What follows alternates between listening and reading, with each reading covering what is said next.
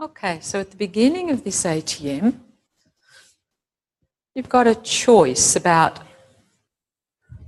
what you would like to scan for. We'll just see how the different scans change as the lesson goes. So you've either got that you can scan for contact with the ground, which is the amount of area touching the ground and the pressure of those different parts on the ground. You've got your breathing, where your breathing is available, the ease of your breathing. Or you've got the length of your 5 cardinal lines, the length of your legs from your hips down to the bottom of your feet, from your shoulders down to the fingers, and the central line from the top of your head down to the bottom of your pelvis. And then within those cardinal lines, we'll also just put the width between the 2 shoulders to join those cardinal lines together, and the width between your 2 hip joints. So choose one of those. And just take a moment to scan through for yourself on either the cardinal lines, your breathing, or your contact with the ground.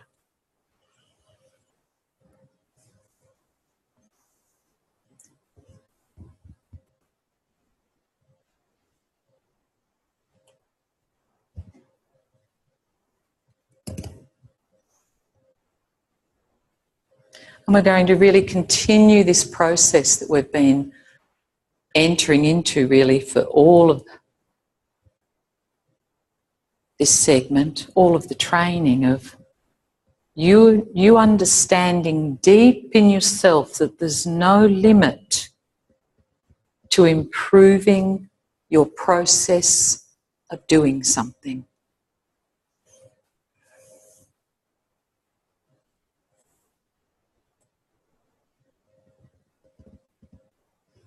And that it's curiosity that we're looking for.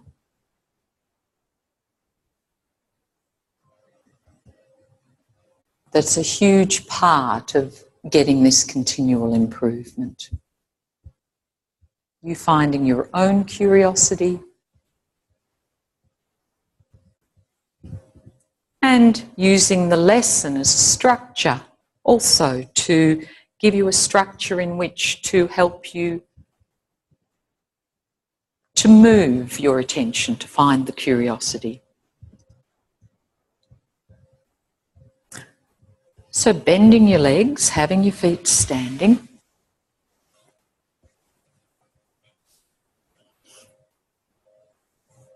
And just take a moment to explore where you would like your feet to be that would most easily allow you to lift your pelvis just a little bit lightly away from the floor. So just explore, do you want your feet closer to each other or further away? Do you want them closer to your pelvis or further away from your pelvis? Where with virtually no effort, it's like that if I gently pressed into my feet, my pelvis would just pop up off the ground.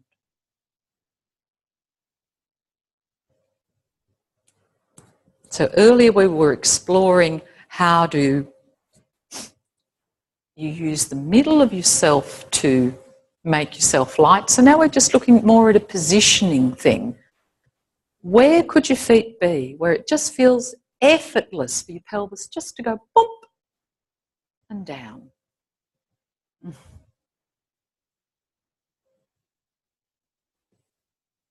Okay.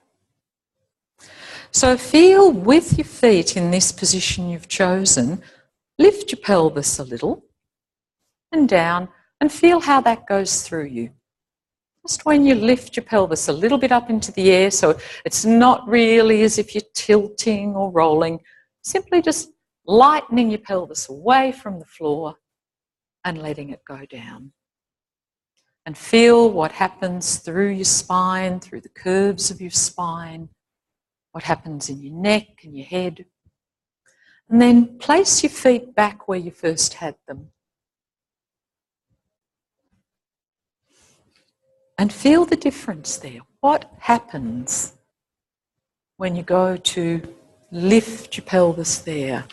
Where does the movement sort of get damped down or difficult to get through you?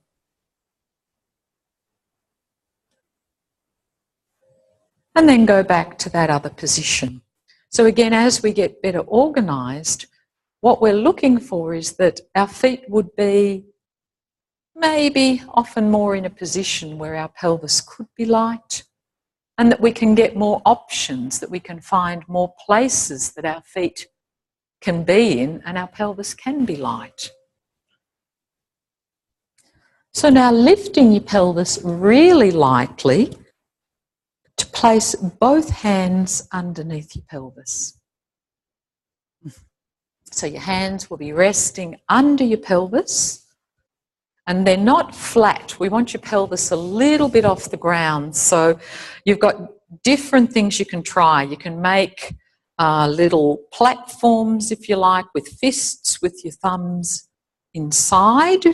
So you're making two little stands for your pelvis to be on. But they're not that way. You know, so they're either going to be like this, or they're going to be little, that you make a little fist this way, but then your fingers aren't flat. You definitely have got that your pelvis is raised up off the ground a little bit. And you just explore, where could I have my hands that could be comfortable? And that might change a little bit. But your fingers aren't flat.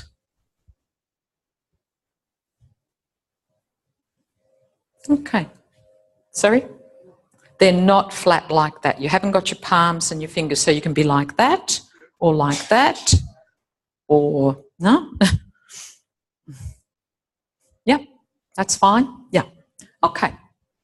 So now that we've lifted your pelvis a little bit off the ground, could you, from this position, lift your legs above your chest?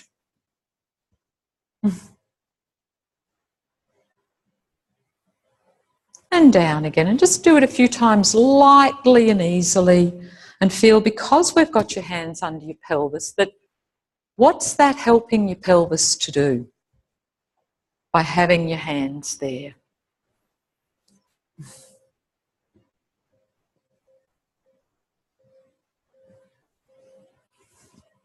So find a place above yourself somewhere where your feet could just rest above your torso. Your knees can be a bit bent, feet can sort of be hanging. If it's easier for you to have them longer, that's absolutely fine. You're trying to find a place where I can have the weight of my legs over my base of support, so I don't have to do the work of holding them there. So your legs just feel really light. And then in that position, could you begin to swing both of your legs from this position so that you're gently widening and opening your legs out to the side? A little bit like we were doing at the end of the last lesson, and then you bend your knees and you bring them back again. So it's a swing. Your feet go out to the right and the left. So it's not opening and closing your legs. You're bump, bump, bump, bump. So you're not keeping your legs straight and doing this. Huh? It's a little bit of a kick, but with the kick, you're going out to the left and the right. So you're spreading your legs as you kick. So can you feel there, Sue? You're doing a lot with your knees, but your feet aren't. So where are your feet? Huh? Where are your feet in your image? Your feet, your knees, your hips. And it's a light, easy movement.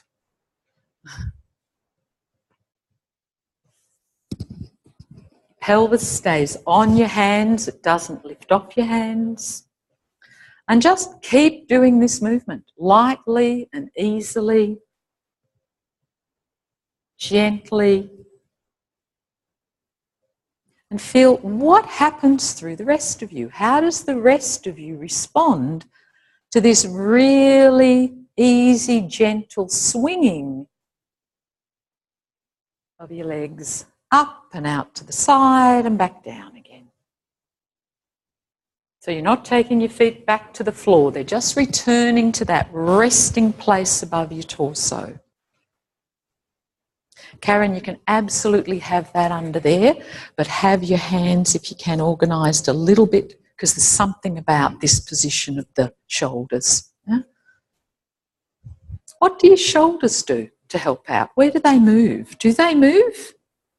If you're going to go up and out, up and out, up and out, not just out, up and out, up in the direction of your head and out to the left and the right.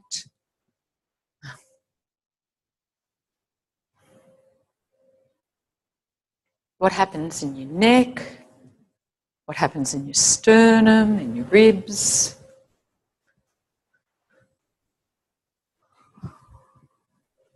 Does your chin move relative to your chest at all?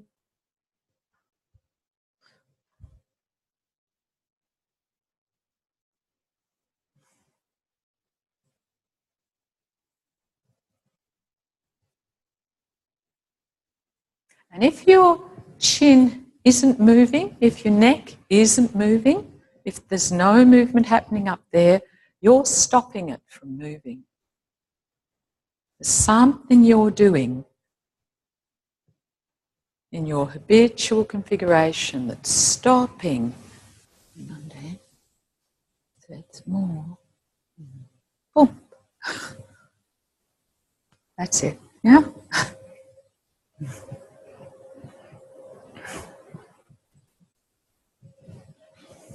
It's such an interesting thing, you know, and just pause for a moment, just watching what people understand by up and out. Where's up? And again, it can get really confused, and this is why I want to clarify it, if you think up is relative to the room rather than relative to yourself.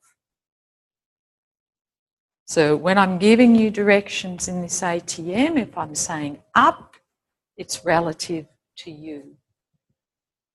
It's in the direction of your head.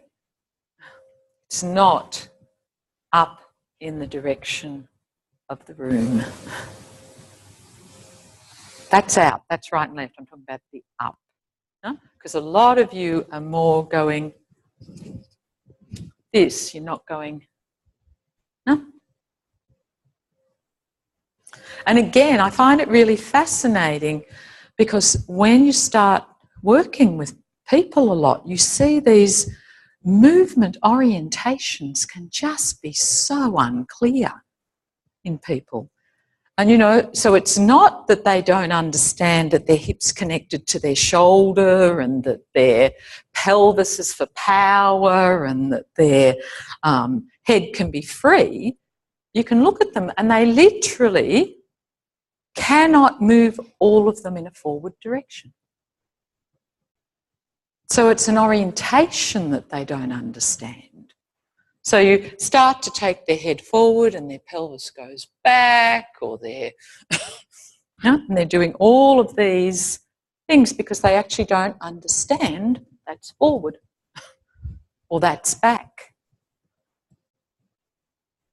And it's obviously really apparent in when you start to see, well, I suppose I can relate, people who are a bit clumsy.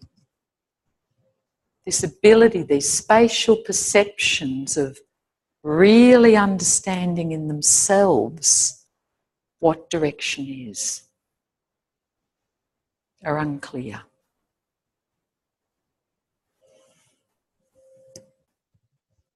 Okay. So, bend both legs. Could both hands now hold your left foot? Again, take your time. How do you get there? So one's going to hold from over the top of your foot and one's going to hold from underneath your foot. So not your ankle, your foot. So one will be holding the sole of your foot. One will be holding over the arch of your foot.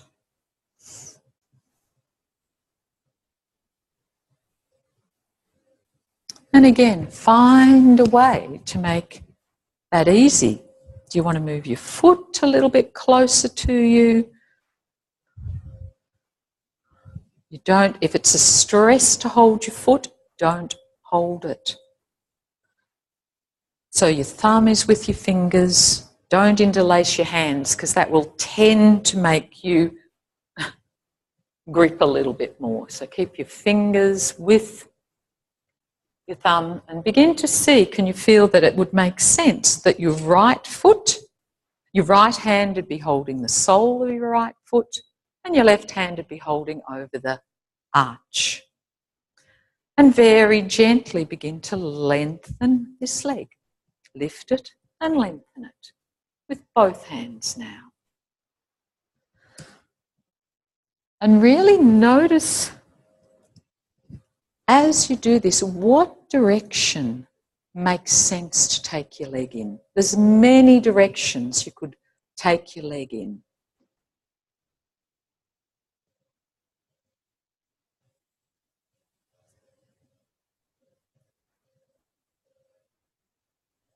So you're simply lifting your leg and lowering it. Lifting and lowering. And really notice after doing those head circles, what does my head do? So maybe you found out from doing those head circles that what's the plane of movement does your head like to? Does it know more about flexion, extension? Does it know more about side bending? Does it know more about turning? So what does your head do to allow you to just really find the easiest possible way to lift and lower your leg?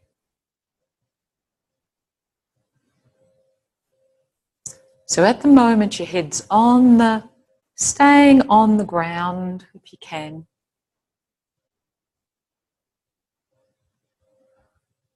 It's not stuck to the ground.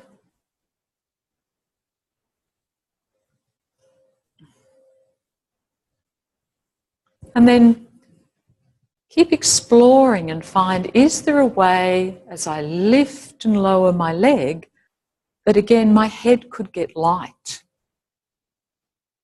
So now, because you haven't got a hand under your head now, so you've got to find something through the rest of you.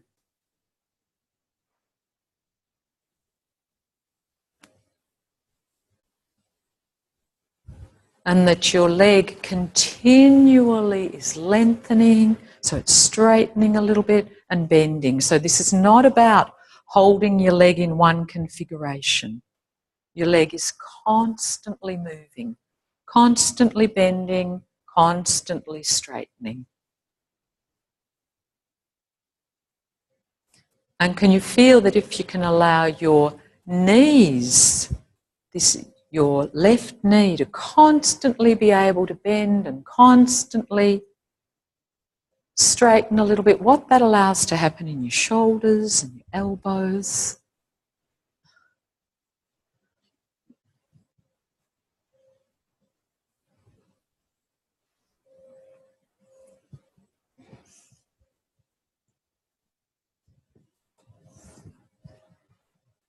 So again, you're really searching for this pleasurable sensation.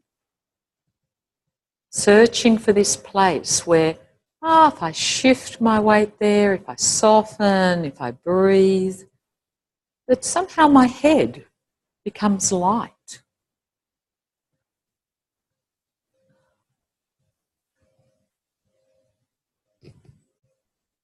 What's the speed that you need to do the movement?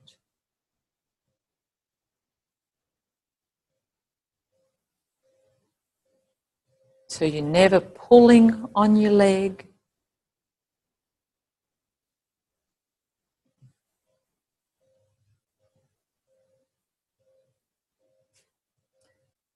And then leave it and swap to the other leg with both hands. Again, take a moment just to see, how do I get both hands to this foot? Is it easier somehow? Where does my weight roll? What do my shoulders do? Where does my head go?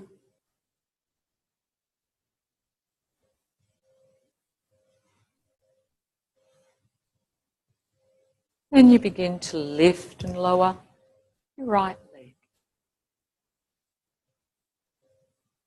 so that you can begin to feel that your arms and legs, what allows them to soften, what allows them to lengthen, is you finding more space in your middle, more availability in your middle, that your neck and your head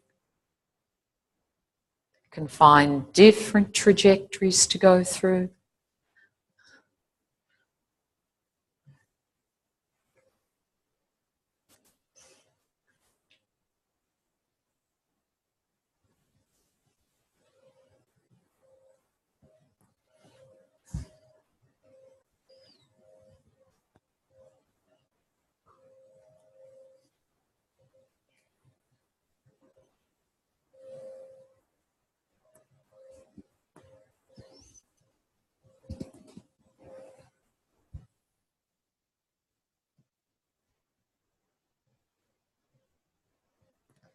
Always looking for quality.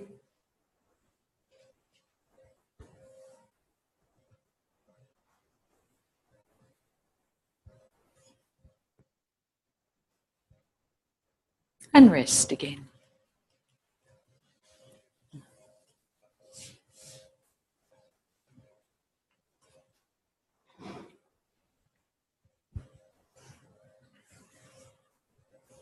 And just take a moment, whatever your scan was at the beginning,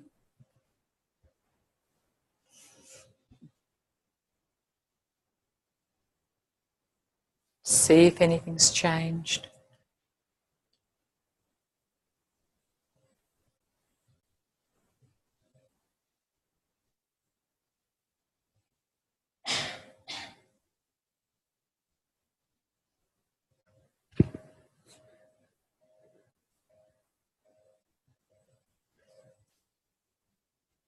And come up to sitting.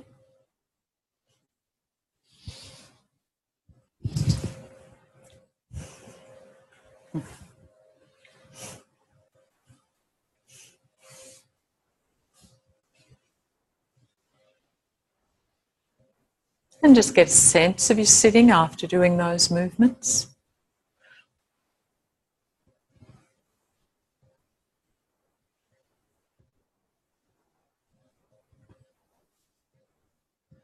Okay, so just going to quickly do this. Feldenkrais does a long talk on it, but I don't want to spend too long. So this idea that's embedded into the lesson, that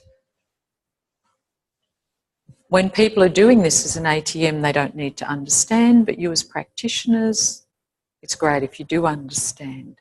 What's the difference between that and that?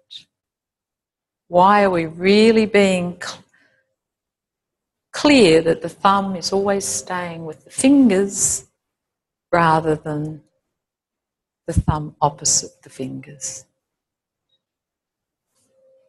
So let's get you to sense it first, okay? So if you're in sitting and you hold one foot, whichever one's easier, from around over the top of the foot, Yeah, so your right foot with your right hand or your left foot with your left hand.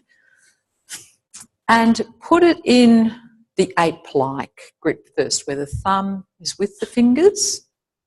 And just lift it a couple of times, but from the top. So it's the same hand to the same foot.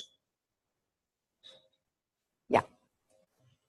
Just one hand you're lifting with, Jane. Same hand to the same foot. Thumb with your fingers. And lift it a couple of times. And feel what's available in your wrist there. What's available in your elbow there. What's available in your shoulder there. So how easy would it be to bend your elbow?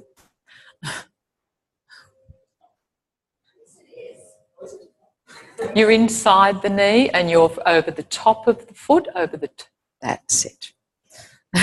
Yeah? And Carol's gone back to the movement that some of you will remember from a previous segment where she's taking a knee inside and outside. Huh? And feel, it's a great movement to do.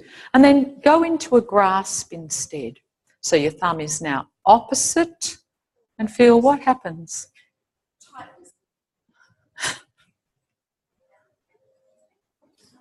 So you're feeling something in your neck. Where else are people feeling things?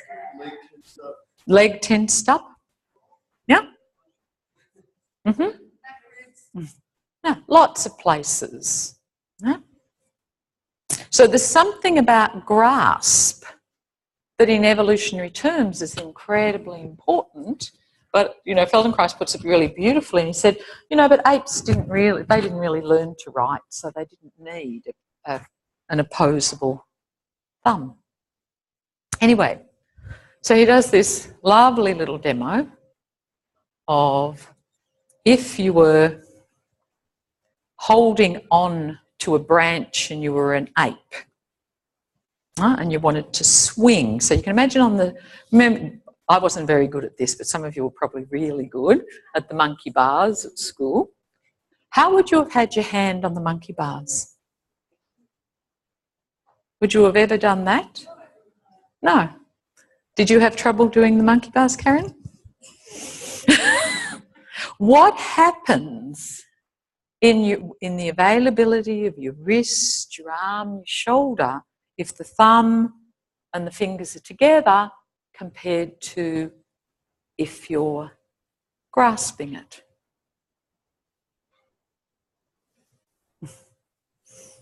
Can you feel the difference? Yeah. So you've got less options. You've got less. Your wrist isn't as free to go sideways or to make a circle. As soon as you do that, it's going to constrain, especially around the wrist, which is going to influence, of course, the elbow and the shoulders. Okay.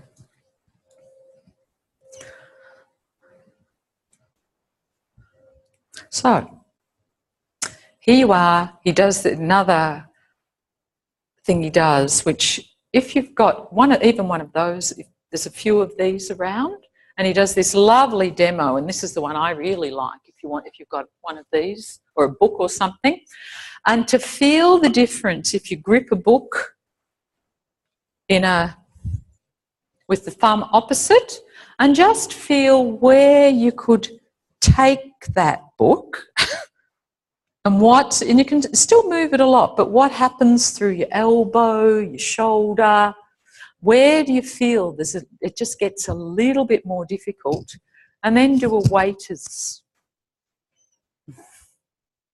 And what happens when you take your thumb out of that prehensile grip?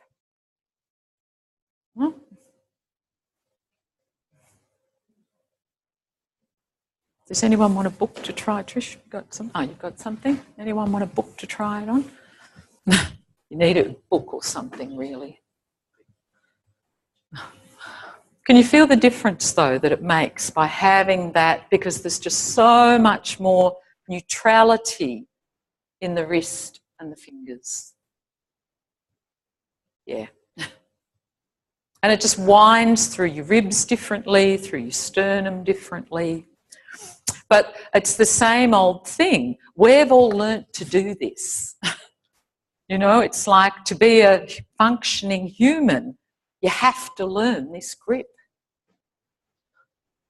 But it's like it sort of takes over a bit and becomes our new pattern. So that's just a little one just to really get you as we go on, just to really think about what's happening if I go into that grip of putting my thumb there. So on your back again.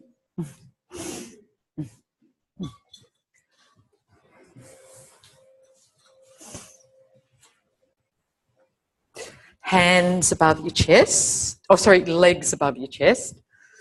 Holding your feet from underneath. So the palms will be facing away from each other. The backs of your hands will be facing each other. Find a really comfortable position there to hold your hands and your feet. Doesn't, as I said, doesn't matter where your legs are. You can have your knees quite straight or bent. Whatever allows you to feel, this feels fairly comfortable here. And then holding your legs in that configuration, could you find an easy, light way to lift your head? So just, and some of you might automatically feel to do that you want to lengthen your legs. So you can lengthen your legs, feel that you can do that.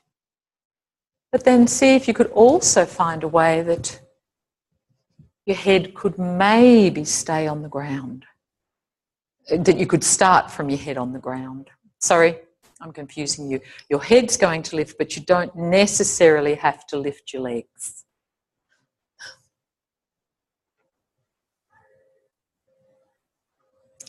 And this is simply to get a sense, am I able to get my head light in this position?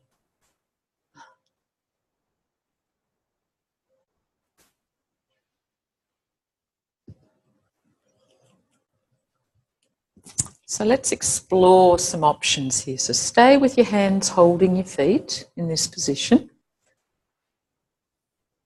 And could you begin to move your head, and you've done this movement already quite a few times over the last week, so that your chin moves away from your throat. So you're moving your head, so your chin moves away from, so you're not lifting your head.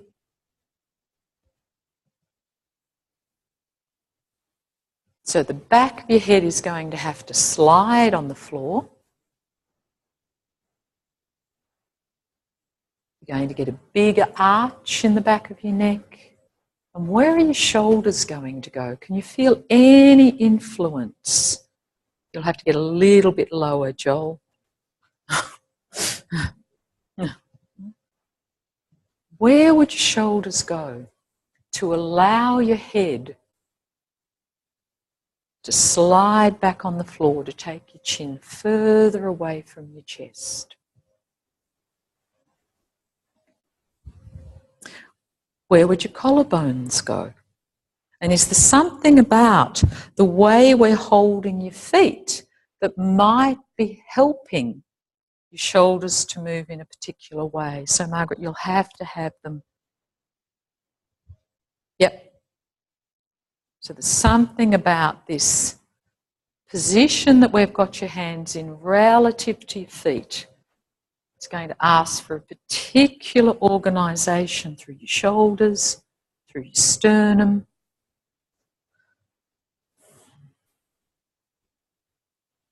What parts of your back, as you gently slide the back of your head there, what happens in your lower back? And really begin to feel, can you find a way to do this, that you're not lifting your legs yet, but you're getting the sense that to do this movement would allow my legs to start to lift a little. There'd be something about how I would get this movement down through my chest, through my lower ribs, that it wouldn't push my legs away, but it would actually be setting up for my legs to begin to lift and lengthen a little bit.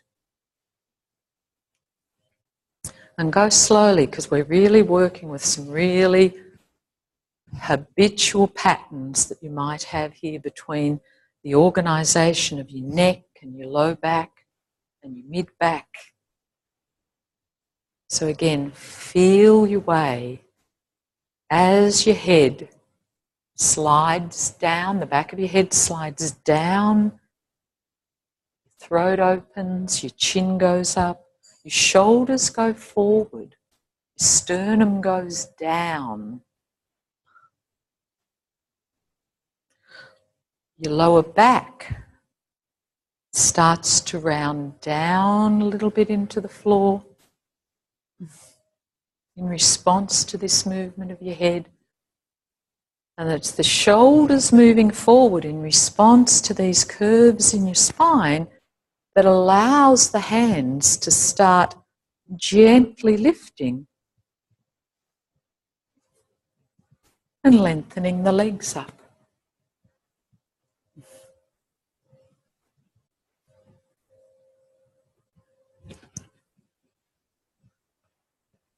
So it's a real feel your way, feel your way.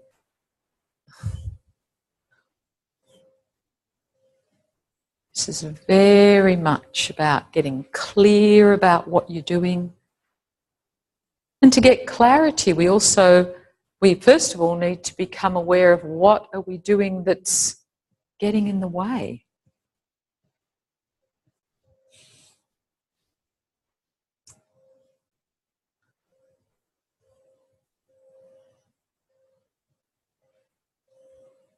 So this tilting of your head back, your chin going away up, pointing toward the ceiling, can do something in your lower back. Mobilize your shoulders, your legs, your hips into a particular way that allows your legs to want to begin to lift and lengthen.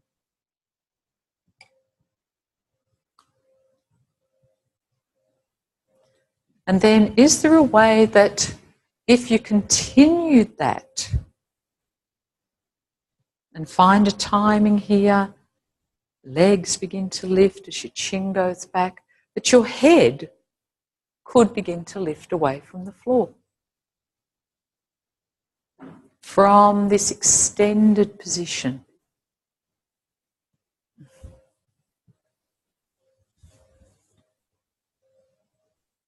That there would be a point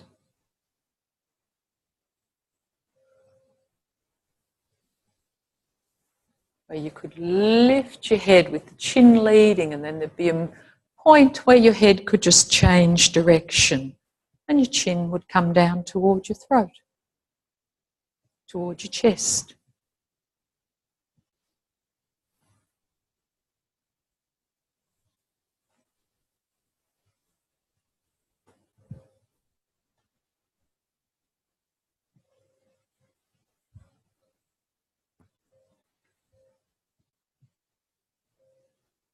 And pause. And as I said, go really slowly here. They're very, very habitual patterns that we're playing around with here. So you really have to feel your way.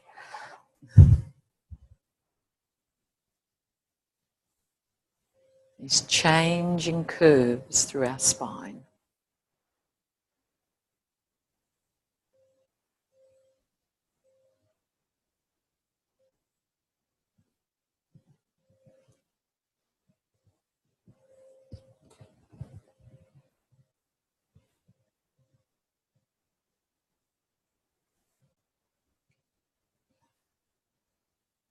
Okay, so now could you do the same thing, but this time you're going to hold your feet from over the top of your feet. So that time we were doing it going between the feet with the backs of your hands together. So it's still your right hand to your right foot and your left hand to your left foot.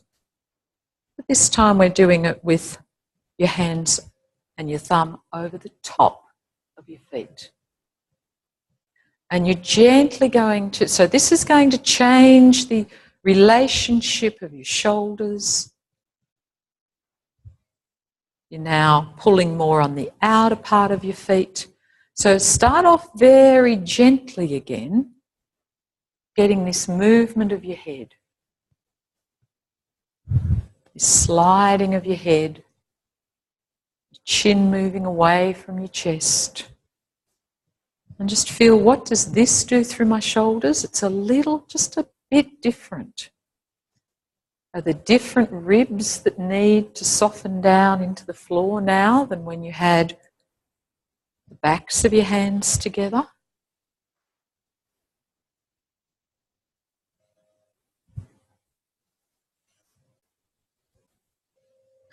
And again, as much as you can at the moment, leave your head on the floor. You can lengthen your legs if that helps a little. But where would your legs go now? Where would your knees go? How would this different configuration of your hands change maybe something in your hips?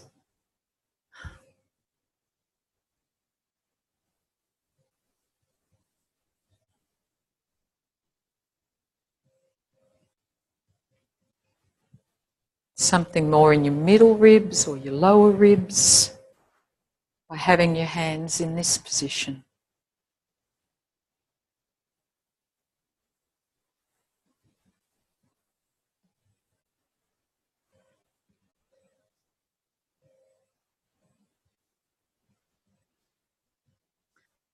And then maybe you can find a way with this too, to lift your head, that you get into that position and then you find somehow my head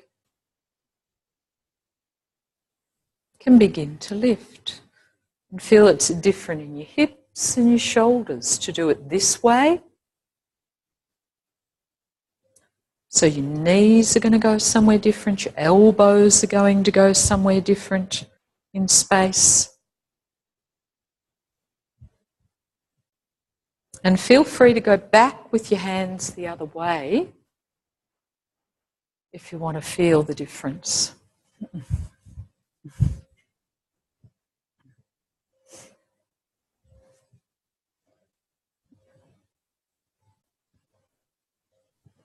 What happens differently? What parts of me contact the floor? Which parts of my spine and ribs are mobilized a little bit more when I hold underneath my foot compared to if I hold over the top? Thumb and fingers together, Jane. Thumb and fingers together. And you're always inside your knees, Jane.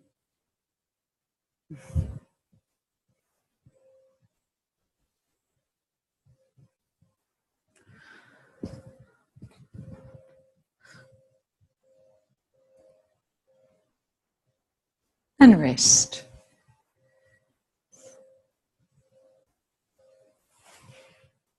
So to feel these really discrete changes in how this organisation of our arms, our shoulders, influences which parts of our back will widen a little bit more or can mobilise a little bit more. The front of ourselves can mobilise. So what you're seeing over these weeks that we've been here is coming from many, many different orientations, many ways of fixing more the distal part of you, whether it's by weight bearing or holding your hands to your feet, to enable you the opportunity for your middle to become a little bit more available. To be able to wake up a little bit in your image.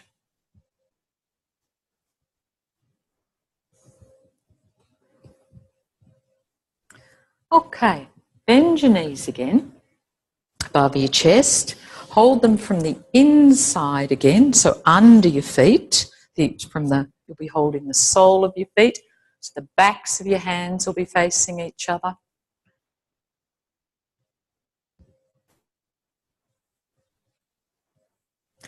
And this time, you're going to find a way, and you might need to lift your legs a little bit here to see how you go, to slide your head the other way, so that the back of your head is sliding up along the floor, back of your neck is lengthening, and your chin is coming closer to your chest.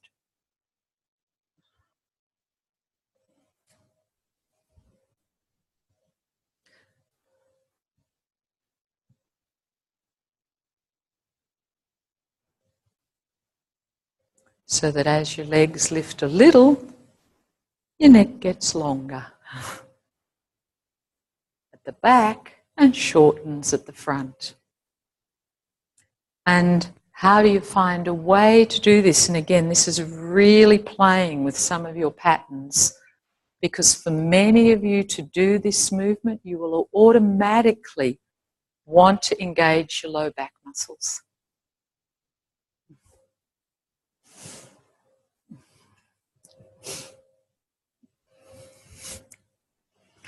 So how do you find a way that to allow your head to slide like this, the whole of your back has to get longer?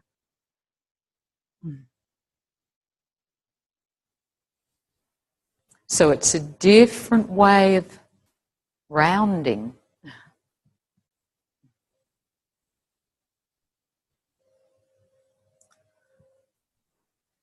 And could you find a way as you do this that your head could lift? There's something about as your legs lift, there's a timing, and the back of your head lengthens. Where do your shoulders need to go? Shoulders are still going to have to move forward, even though the back of your neck is getting longer.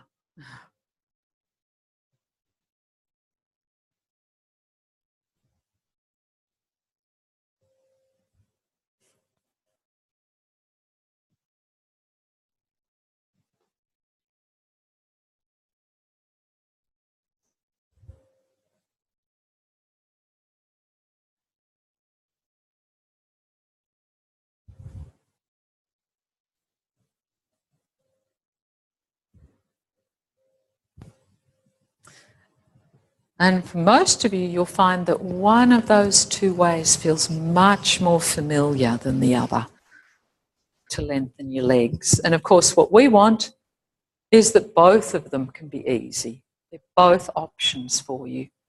That we can free some of these habitual ways of moving our neck and shoulders from our low back.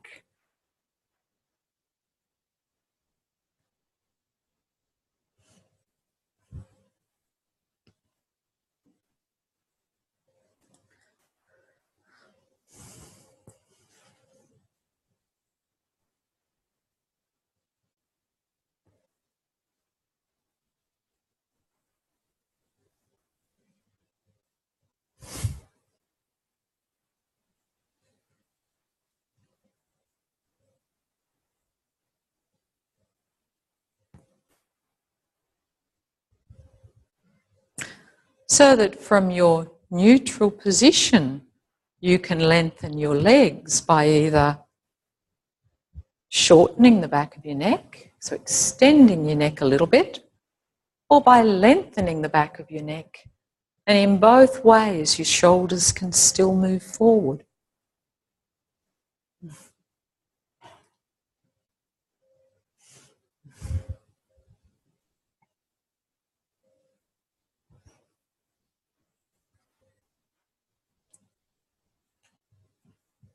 This is where you just really need to take your time.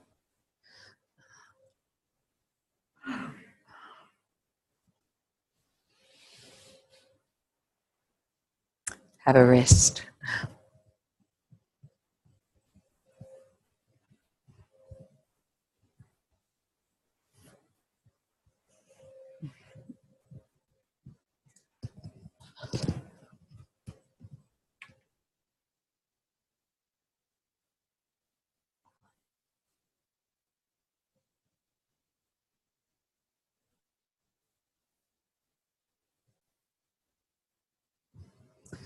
So again, it's just really staying in the process.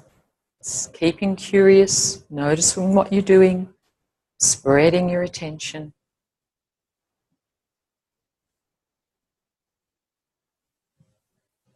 And beginning for many of you to get that sense that as your knees come to your chest, your legs want to open. They want to straighten.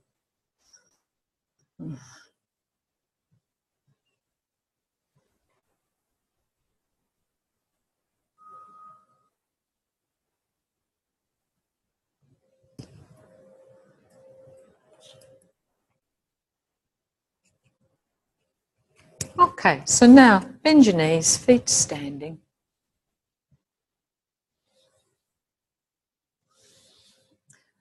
And simply, without thinking, just lift your head and lower it. Lift your head to look between your legs and lower it. And feel, which strategy do you use?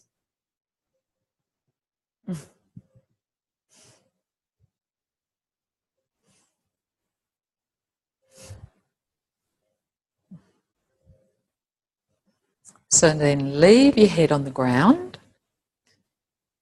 And again, just really gently move. So you're not lifting your head now, but just move from shortening, sliding the back of your head down a little bit. So feeling it's coming closer to the shoulders and then sliding it away. And feeling how far through yourself can you feel that? Gently, easily. And can you gradually find a way to do that? That your back, low back, could stay long no matter what you're doing.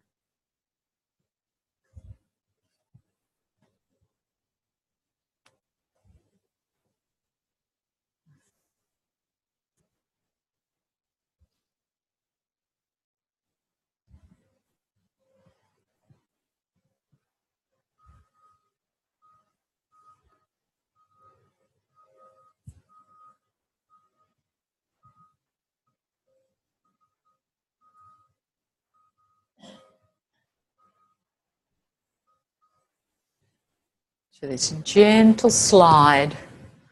So it's not a tilt, it's an absolute slide of the back of the head down, chin up. And then back of the head up, chin down.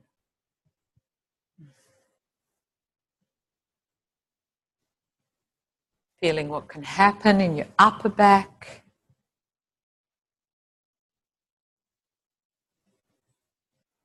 And that if your lower back can just stay a little quieter, that it gives the opportunity for other parts of you to become involved.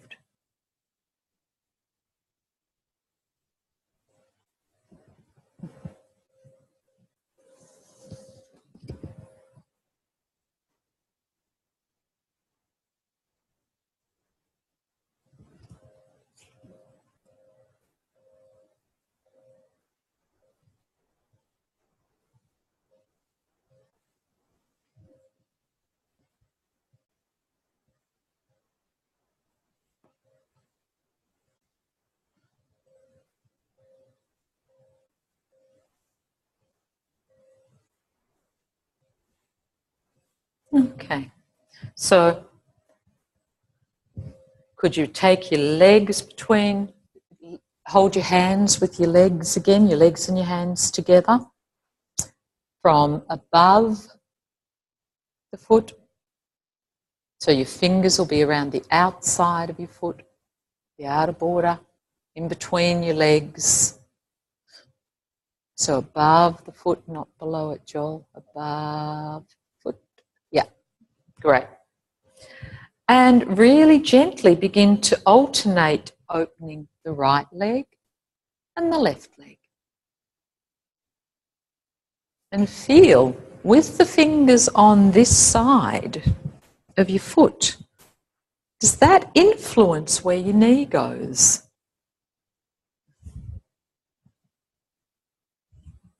So does it change how your sole orients to the ceiling.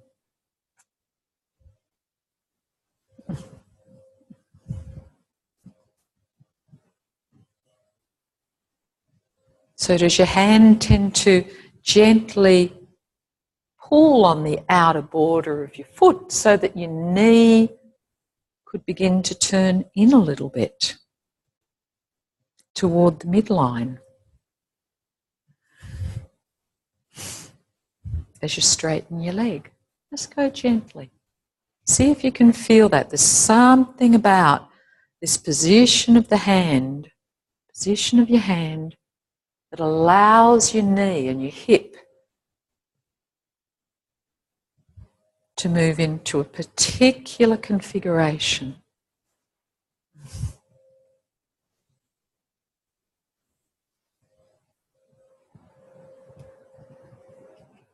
And you do one side and the other side, feeling the differences.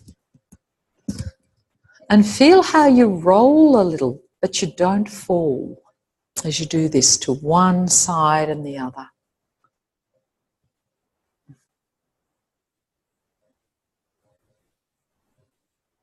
So one leg opens out. If it's your right leg, it lifts and lengthens and opens. And does it keep going out to the side with your hand in this position, or does it swing a little bit into the middle in this position to lengthen your leg?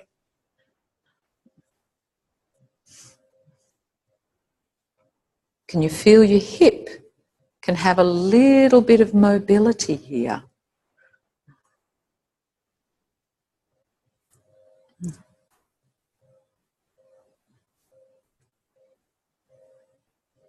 And play with the movements of your head here.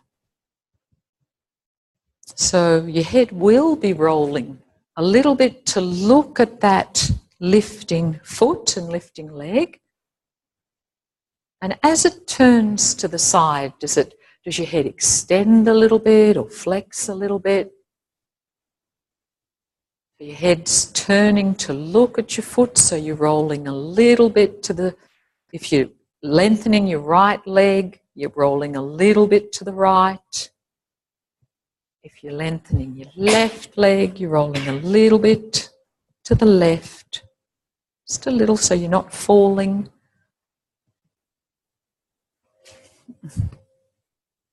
Easily, gently. Or is it that your head, when it turns, side bends a little bit?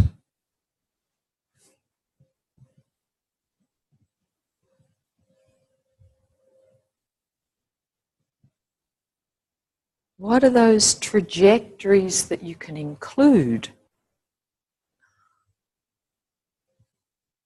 that will be able to maybe soften something in your ribs, in your sternum, in your low back, in your shoulders?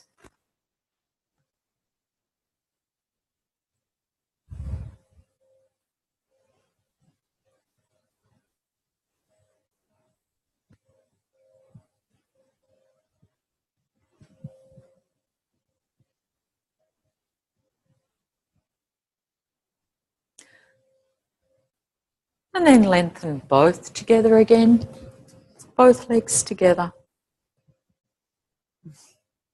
And see, how does that feel at the moment?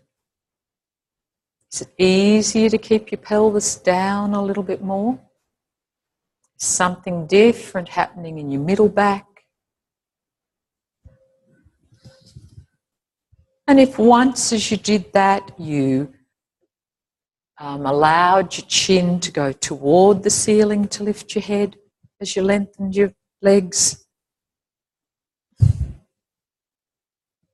then once when you did it, you allowed your chin to come towards your chest to lengthen your legs. How does that influence how your belly works?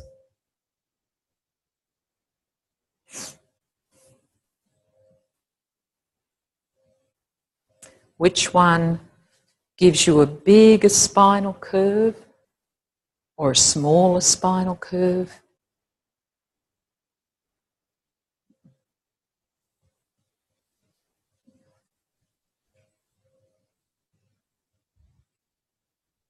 Really feel your legs can go out to the side a little bit, just to allow some of you to get a little bit more width in your ribs.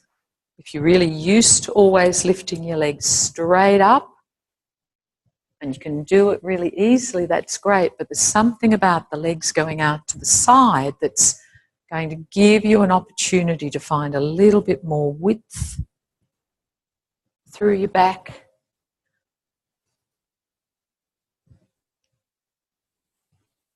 Leave it.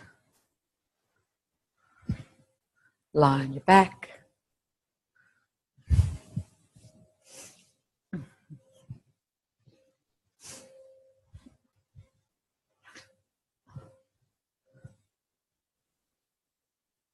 Notice what emerges for you in your attention.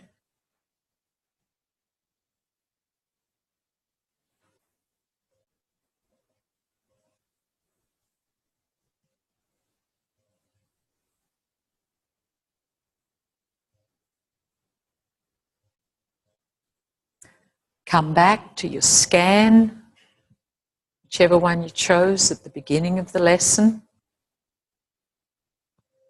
and see how's this been influenced by these movements.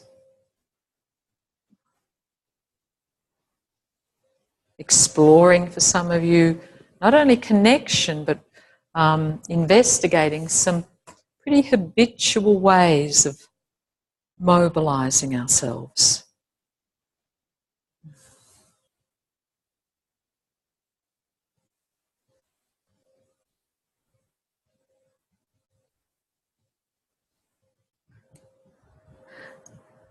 Come up to standing.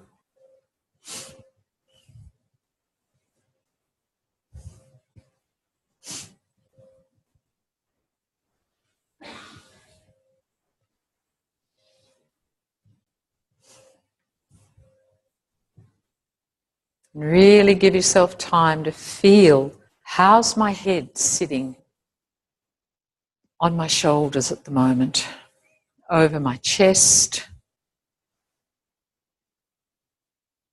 over my pelvis, my feet.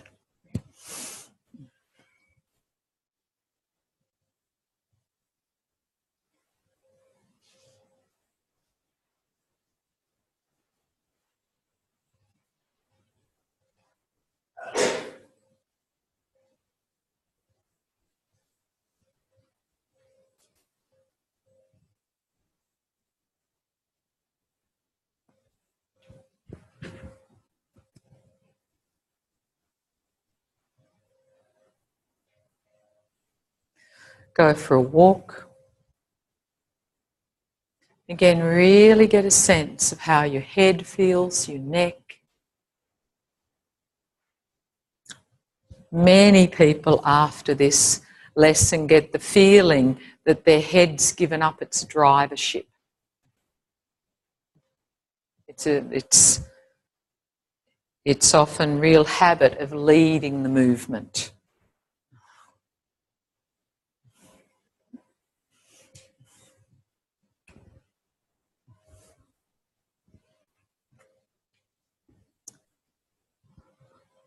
So what is there instead?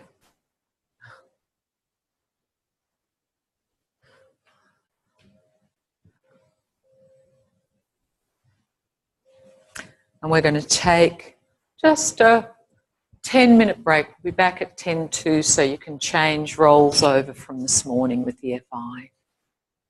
But maybe you want to share with each other take as long as you want with this lesson. Maybe you want to share with whoever you're having a cup of tea with, which scan did you have? Did it make a difference?